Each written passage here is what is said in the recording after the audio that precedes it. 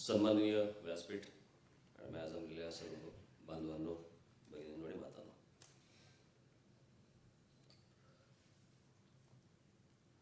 राजू परळेकरांनी कुठची रविवारची दुपारची वेळ काढली मला काही कळत नाही.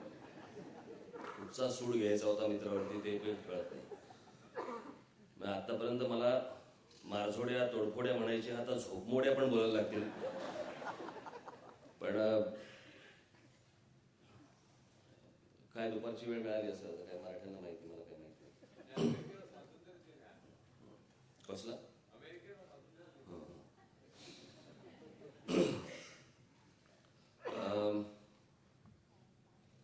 कशावरती पुस्तक आहे मला गेली 15 मिनिटं कळतच नव्हतं. महाराष्ट्र धर्मावरती आहे, राजधर्मावरती आहे, परंतु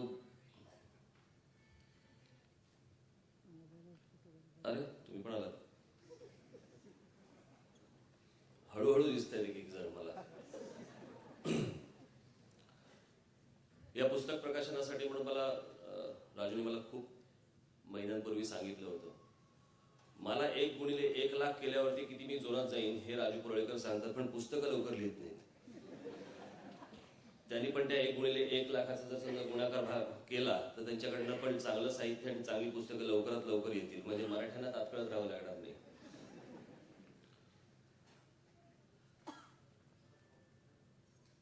एक अत्यंत प्रतिभावान असा लेखक आपल्या सर्वांच्याच आयुष्यात आला.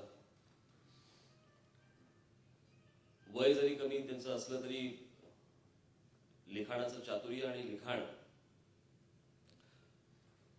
हे एक विलक्षणच गोष्ट म्हणावी लागेल राजूची. आजपर्यंत मला राजू परळेकरांनी अनेकदा काही वेळेला नवाकाळमधनं लिहिलेलं आहे माझ्यासाठी, काही वेळेला बाहेरून कुठून तरी बोलले गेलेले, भाषणं केलेली आहेत, माझ्यावरती टीका देखील त्यांनी केलेली आहे. मी विचार केला होता का आजचं व्यासपीठ थोडं परळेकरांना समजवायला पण आपण वापरू.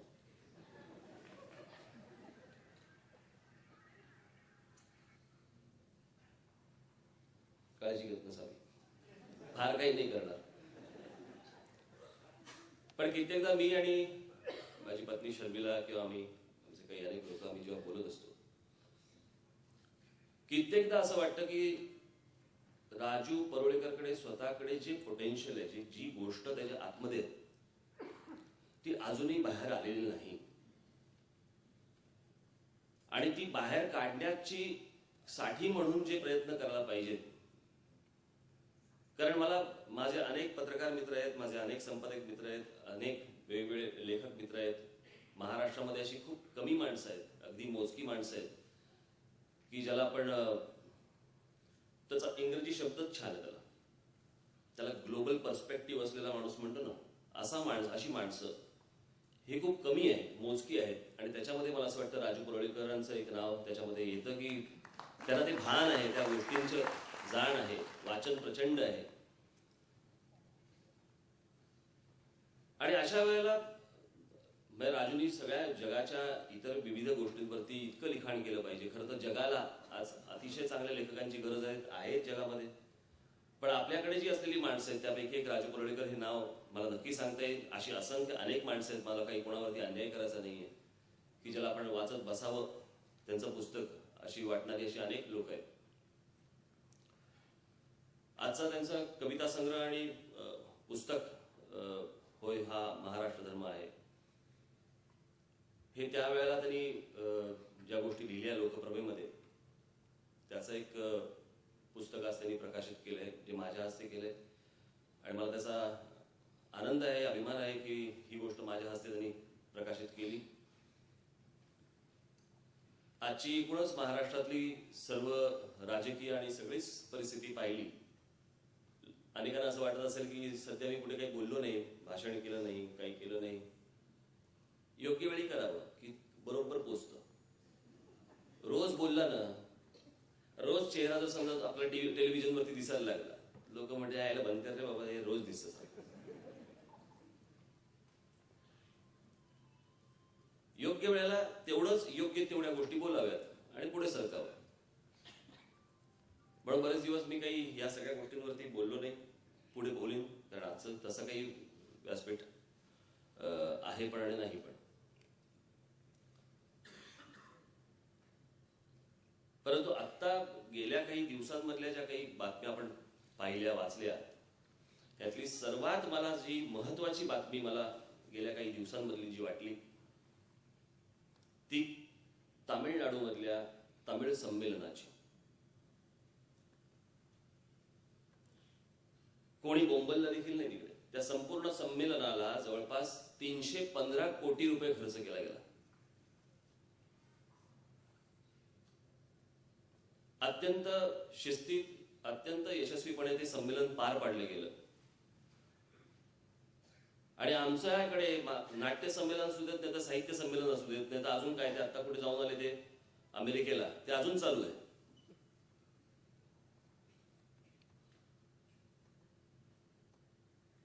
आमच्याकडे साहित्य संमेलनाचा अध्यक्ष ह्याच्यावरती कोण होणार याच्यावरती वाद होतात, भांडणं होतात, कोर्टात जातात. नाट्य संमेलनामध्ये काय ती पण तिकडे पण भांडणं होतात. मराठी नाट्य संमेलन आहे, मराठी साहित्य संमेलन आहे, आणि ह्याच्यानंतर याच्यात वाद घालायचं काय कारणच नाही.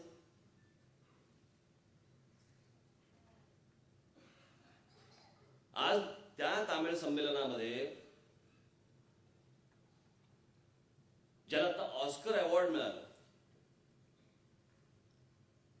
तो A.R. रहमान तिथे करुणानिधींच्या बाजूला बसून तमिळमधल्या गाण्यासाठी म्हणून त्यांच्या बाजूला बसला होता. जे गाणं काव्य हे करुणानिधींनी लिहिलं, ज्याला संगीत A.R. रहमानने दिलं. पण मी जर समजा तमिळच्या भाषेच्या साठी म्हणून कुठेतरी व्यासपीठावर जाऊन बसलो, तर जग मला काय म्हणेल आणि मग मला पुढे कामं मिळतील की नाही, असले फालतू टुकार असले विचार करत नाही बसले ते. इतकं मोठं त्यांचं ते संमेलन झालं, दरवर्षी ते होतं.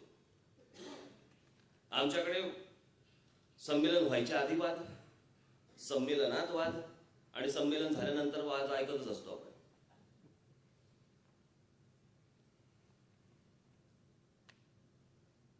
आणि ही एकट्या राज ठाकरेकडनं होणारी गोष्ट नाही.